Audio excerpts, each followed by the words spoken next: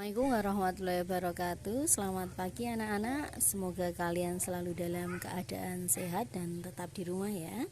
Hari ini kita akan belajar tentang materi koloid. Nah, koloid itu merupakan campuran. Nah, campuran sendiri itu dia dibedakan menjadi dua ya, campuran homogen dan campuran heterogen. Nah, untuk campuran homogen itu ada satu, yaitu larutan. Kalau heterogen itu dia ada dua, yaitu koloid dan suspensi. Untuk mengetahui ciri-cirinya, kita perlu tahu dulu contohnya ya. Kalau larutan itu contohnya larutan gula.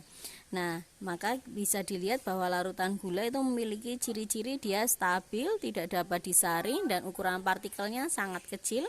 Kemudian dia bisa meneruskan cahaya. Untuk koloid kita ambil contoh itu adalah santan, maka kita bisa lihat ciri-cirinya gitu ya. Umumnya dia stabil, tidak dapat disaring, ukuran partikelnya antara 10 pangkat negatif 7 sampai dengan 10 pangkat negatif 5 cm. Kemudian dia mempunyai ciri khusus yaitu menghamburkan cahaya. Untuk suspensi itu kita ambil contoh air kapur. Nah, ciri-cirinya dia tidak stabil, dapat disaring, kemudian ukuran partikelnya besar, lebih dari 10 pangkat negatif 5 cm.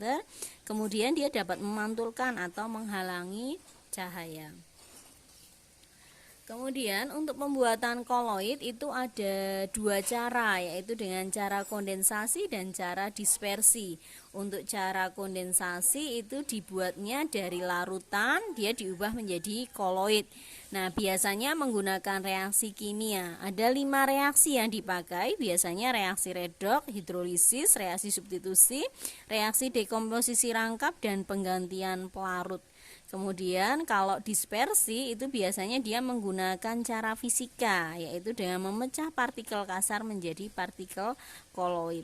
Nah, ada 3 cara yang dipakai, yaitu cara mekanik atau penggerusan, kemudian cara peptisasi, dan cara busur Bredig.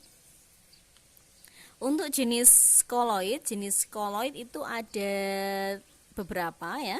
Nah, cara menghafalkannya adalah yang berwarna biru ya. Terpenjen, maksudnya fase terdispersi, fase pendispersi, dan jenisnya. Kemudian gacapa BES, artinya ketika terdispersinya gas itu pasti jenisnya adalah buih.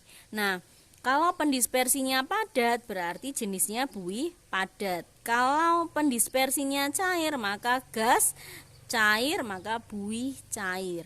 Cair padat maka emulsi padat, cair emulsi cair, padat itu sol padat, kalau padat cair, sol cair. Kalau pendispersinya gas maka jenisnya dilihat dari padatnya. Kalau dia padat gas maka aerosol padat, cair gas maka aerosol cair, gitu ya. Nah, semoga penjelasan saya cukup. Kemudian tugas dari saya, silakan kamu cari masing-masing contoh dari buih padat, buih cair, emulsi padat, emulsi cair, sol padat, sol cair, aerosol padat, aerosol cair. Wabillahi taufiq wal hidayah. Wassalamualaikum warahmatullahi wabarakatuh.